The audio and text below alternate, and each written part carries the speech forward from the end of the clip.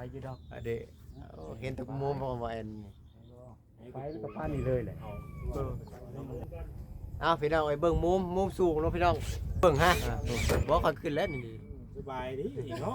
นี่ โคตรโหโหเลยไม่ทานข้าวกัน เห็นทุกมุมพี่น้องเอ้ย บัดยามม่วงๆสุกสิยืมแม่น เอายืมไป10เม็ดก็ได้ได้นี่นะ ยืมไปเป็น เอาขึ้นมาได้ไงใต้เต้นแล้วก็ลงมาเลย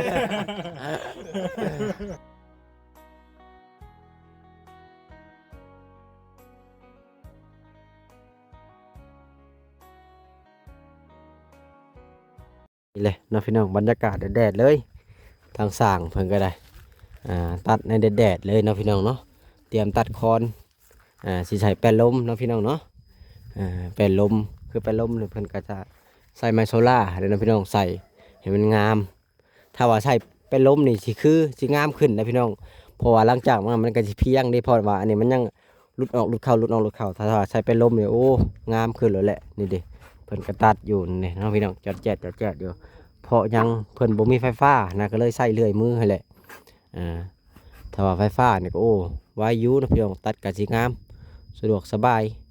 เฮ็ดงานมันก็สิไวแน่เนาะนี่แหละหลังจากที่ใส่เสร็จแล้วนะพี่น้องอันนี้จะเป็นด้านหลังกระแต่งเนาะ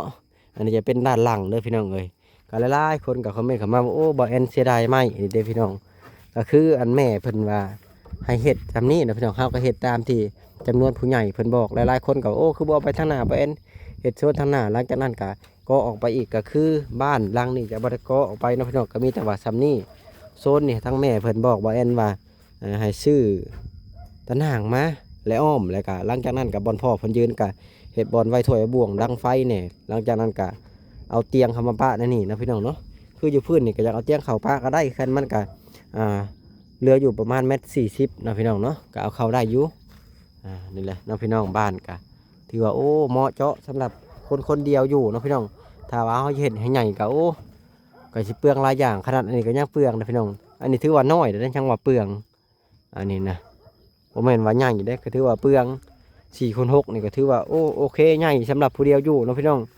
ต่อจากนี้ก็มีแต่ว่าเพิ่นจะได้ลูกได้เมียก็สุดแล้วแต่เพิ่นเนาะพี่น้องสบายดีเด้อพ่อเป็นจังไดอันน่ะคือว่าขยันแท้มันเลื่อยบ่ขาดบ่มันติดเนาะต้องเอาไม้ยู่ขึ้นอันนี้ฮะบ่ให้ผู้หนึ่งเอาไม้ยู่ขึ้นเด้ขับบ่ยู่นี่มันฝัดอันนั้นขับบ่ยู่มันอยากอันติดแหละถึงกำลังตัดคอนข้างนี่นะพี่น้องนี่ตึ้มน่าตัวนี้ก็ไว้เห็ดห่านถวยห่านบ่วงของบ่าวสิ่งนะพี่น้องบ่ยากดอกตัวนี้ก็ได้เอาไว้เห็ดห่านถวยห่านบ่วงเลยถ้าว่าไม่เลือกอะเห็ดตามนี่เลยเนาะ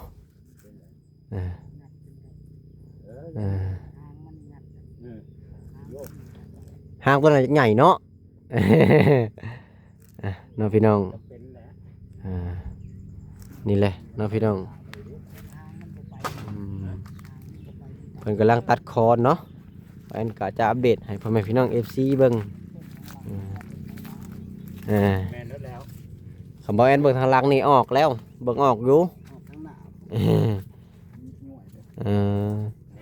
ทางหลังก็ย่อยคือกันได้ย่อยคือกันก็มีแต่แก้ไขเอาให้มันได้ให้แหละเพราะว่ามันเป็นเสากลมเนาะพี่น้องมันก็อาจจะบ่ได้ฉากปานใดให้แหละเพิ่นก็กำลังตัดคอนจักเลยตีอันน่ะเอาตีอันดีดเช่นเอาดีดเช่น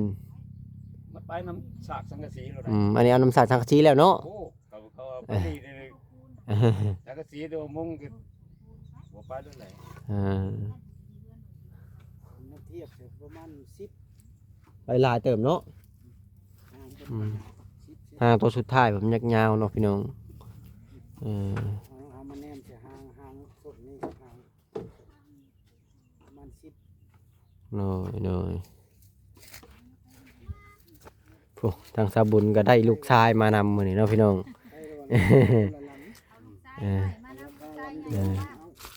เอาลูกชายมาเป็นหมู่บ่มื้อนี้ สบายดีคือกันเป็นได้ลูกชายมาเป็นหมู่เนาะลูกชายใหญ่ดำนาบ่โอ้แล้วก็ยังมีลูกชายผู้น้อยๆอยู่เนาะพี่น้องจักปีเด้6 ปีบ่7 ปีเนาะพี่น้อง7 ปีแล้วเนาะบรรยากาศก็แดดอะไรได้ตัวแดดเจ๋งเสร็จที่ลงมาล่างก่อนนะเทวดาเพิ่นเบิ่งอยู่โอ้แดดแฮงแต่เบิ่งสิล่างให้ก่อนว่าเนี่ยล่างขี้ฝุ่นออกก่อนแม่นแต่บ่แอนกับบ่อยากพาให้ลงมาล่างปานใดเพราะว่าเป่งน้ำเข้าก็ยังบ่ทันตก มันสิเปื่อยเบิดเลย เจ้าหาได้ก็ย่อมมือกันนะ มื้อแรกนี่จักว่าบ่ตกบ่จักเช้าเมื่อยก่อนเนาะมันแดดแฮงเนาะพี่น้องเลยก็ท่าบ่แซนเพิ่นมาก่อน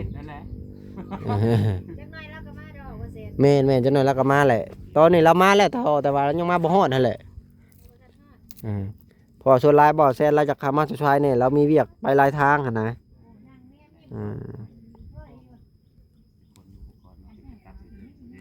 นี่แหละเนาะพี่น้องโอ้ถือว่าคั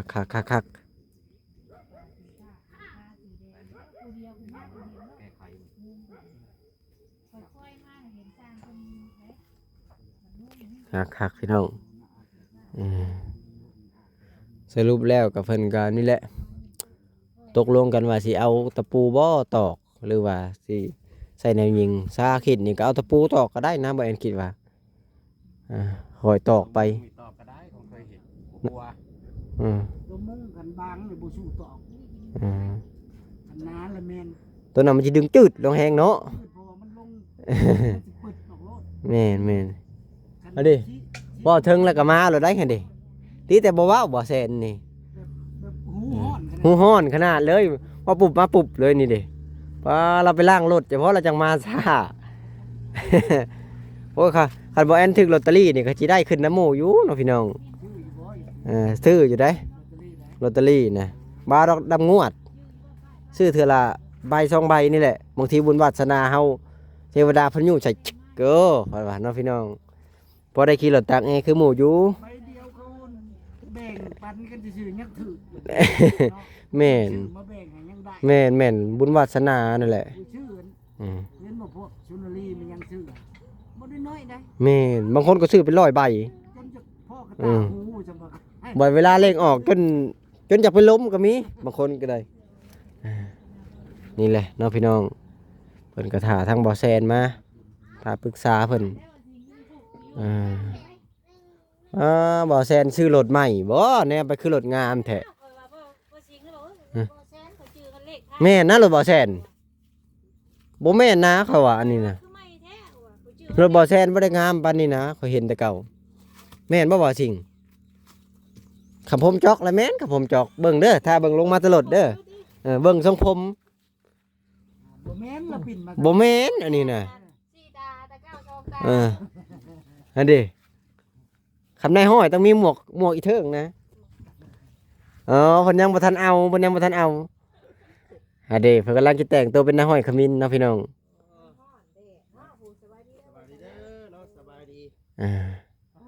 มานี่ตัดแล้วเนาะอันดิแม่อะไรนายห้อยมาอะไรพี่น้องเอ้ยไอ้ชิงมือนี่แล้วได้มือเจ้าเคยเบิ่งบ่นางคนพายบินบักเชียงมันตายแล้วเด้เปิดกระพากันส้นห่มอยู่นี่แล้วเนาะพี่น้องเย็นเลยเด้เนาะเพราะว่าเราใส่สีหนาเขาจะได้เหยียบกันมาสีเดียวลงเนาะมุงน้ำลังเลยดีแล้ว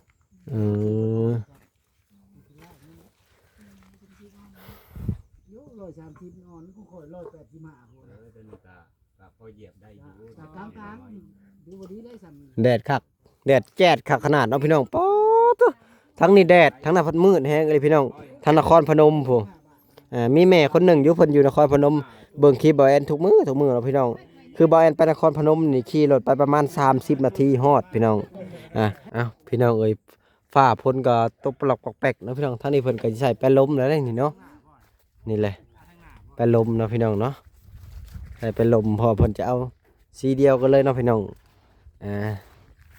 สีฟ้าสีเขียวสีทะเลก็เอิ้นได้เบิดเนาะพี่น้องมาดิใส่เป็นลมหลายบาทนี่ดิใช่ตัวใดเด้ก่อนตัวน้อยหรือตัวใหญ่เนาะนี่แหละเนาะพี่น้องสบายดีบ่อยสบายดีเอ้าคนใส่ทั้งหน้าพี่น้องเลยไปเบิ่งทั้งหน้าก่อนสบายดีเด้อโน้ย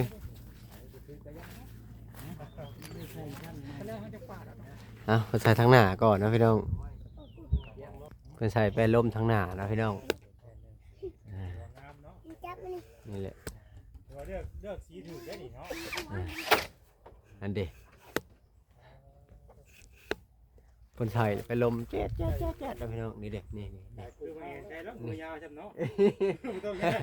เด็กนะพี่น้องไปเลยสบายดีเด้อบ่อันเนี้ยบ่มือกล้องคอยนี่ฮะมือกล้องคอยได้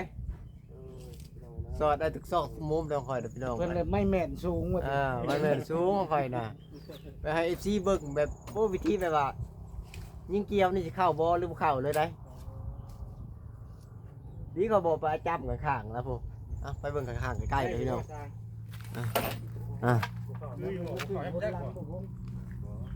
หมดถือบ่จักเกี่ยวของปลอมบ่มันบ่จับนอนไปจักบ่ย่าอันนี้เพิ่นใส่แปรลมนะพี่น้องทางบ่ซิงเพิ่นก็ยืนเบิ่งเนาะพี่น้องเนาะยืนเบิ่งสร้างใส่แปรลมกินนี่ทั้งใช้ปิ่นบ่ถึกกินนี่น่ะครั้งแรกบาดนี่พี่น้องเนาะสีฟ้าและสีเขียวจะบ่แซ่นนี่น่ะใดก็ได้สีทะเลก็ได้เนาะสีฟ้าก็ได้นี่แหละบ่แซนเพิ่นเนาะพี่น้องเนาะสบายดีบ่แซนบาสลีแต่งโตจะขึ้นในห้อยขมิ้นนี่เนาะอีกแล้วห้อยเนาะว่าผู้ใดก็มีตัวทู่กันในห้อยเลยแล้วฟุตบอลแล้วก็ได้สิปนหมวกไปจะคล้ายๆตูนบริสแลมบ่นี่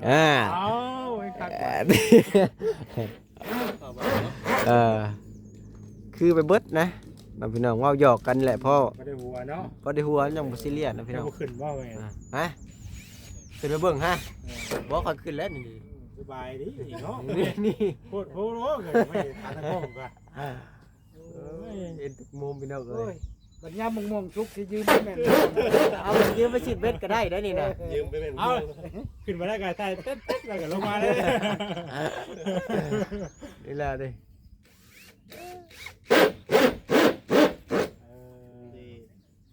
คักเนาะ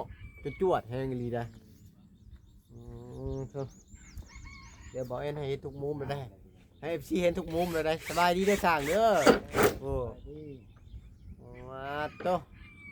มันคมหัวน่ะลงมาแต่นี่น่ะก็ใส่ขาดเนาะมีเป็นลมไว้นะมื้อนี้เนาะน่าจะได้จะเป็นลมนี่แหละมื้ออื่นน่าสิได้ฟ้าเนาะกันดิข่าวจะเจี๊ยดอยู่ที่นี่เพิ่นยิงบ่ถึกนะพี่นี่น่ะเพิ่นใช้เล็กท่อไอ้นากินนี่ฮะใช้เล็กท่อเรื่องภูเขาอันนี้เนาะพี่น้องไปอยู่ดอกอันนี้เห็นทุกมุมของบ่แอนไปกับป้านี่เลยแหละมันจักดอนมันจักสะท้อนมันว่าบ่ยิงใช่แล้วแม่นกันแตกเนาะพี่น้องนี่ซื้อเถอะนะซื้อคือของข่อยเด้อบาซารีเด้อซื้อคือของข่อยนี่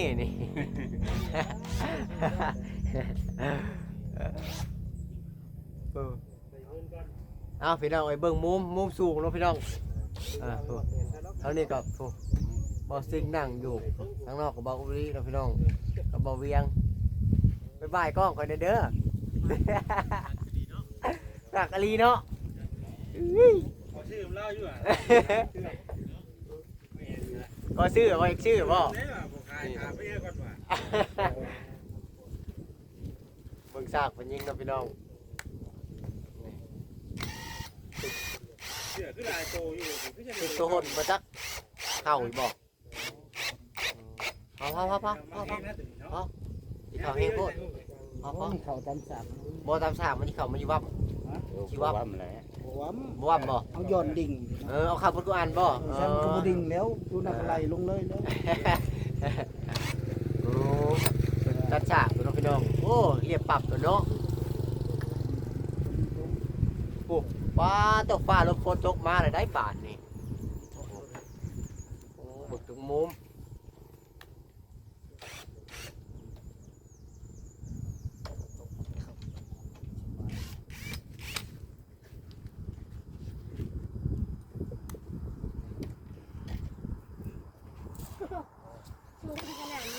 ดูบ่ของแท้จะคล้ายบาซารี่มันชื่ออยู่ตรงนี้ พันบ่ กับประมาณนั่นแหละบาซารี่จะชื่อคาตะกล้องหมอแอนนะพี่น้องแต่ว่าใบแอนเห็นแบบลูลาอลังการเลยนะสูงทำค่อยไปได้ผู้แน่นอนบ่ในกระสันเลยแน่นอนได้ว้าวดอกอันสั่นคือของเบาอลีฮะนี่น้องพี่น้องเพิ่น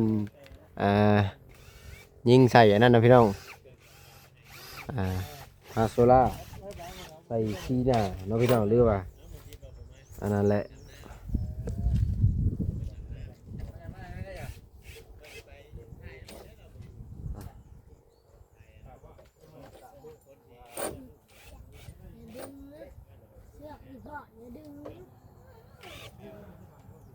นี่น้องพี่น้องหันผมบริเวณรอบๆก่อน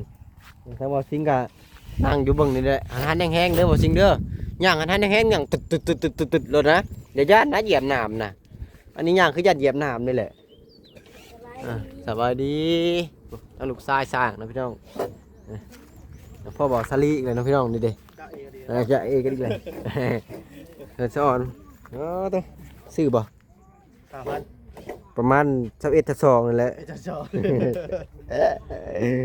คักบ่คักเนาะพวกพาก็สบายเลยพูดก่อนอยู่เนาะแม่นเวลาพกพาเนาะพี่น้องจะคักดูเนาะแต่ยังเรือชำนี้เนาะแล้วก็หน่อยบ่เอ็นกับพับลงได้นี่พับลงกับทีมสบอรถไปได้นี่ สบาย แม่น คือข่อยเอามาเมื่อนั้นพลุงพล่างเป็นเล็กอีกนะ บ่ได้พับได้บ่นะฮะ พับบ่ได้ บ่ได้ พูดได้ยังไง โหดได้แต่พับบ่ได้พับสิบ่ได้เนาะ แม่น อย่าฮู้บ่ราคา ใช่ราคงราคา 500กว่าบาทแพงบ่จ้ะวะ สบายดีบาชาลี สบายดีเด้อเนาะ ได้ย่างออกมาได้ครับ เราตกเด้อใช่มันตกเนี่ยมันนอน นี่แล้วอย่ามันอ่อนประมาณนี้เนาะพี่น้องเว้าเรื่องไม่คาตะกล้องสำหรับคลิปนี้กับบริมีอย่างไรเด้อกับฝากพ่อแม่พี่น้อง FC เบิดสู่ขู่สู่คนฝากขับไปกดไลค์กดแชร์กดติดตามเพื่อเป็นกำลังใจให้บ่แอนเด้อคลิปนี้ก็บ่มีอย่างไรแล้วพี่น้องเพิ่นก็นี่แหละจะใส่นี่เลยเป็นล้มนะพี่น้องสำหรับคลิปนี้ก็บ่มีอย่างไรก็ขอตัวจบคลิปก่อนเอาไว้พอกันคลิปหน้าเพิ่นแหละอีพีหน้าเพิ่นแหละเนาะพี่น้องเนาะจังหวะก็อีกไปก่อนพี่น้องเอ้ยบรรยากาศคึมป๊าดตะฟูฝนสิตกมาล่างแล้วได้พี่น้องเอ้ยบรรยากาศคักอะลิสำหรับคลิปนี้กับบ่มีอะไรก็ขอตัวจบคลิปก่อนไว้พอกันคลิปหน้าอีพีหน้าพี่น้องไปก่อนสวัสดีแหละสวัสดี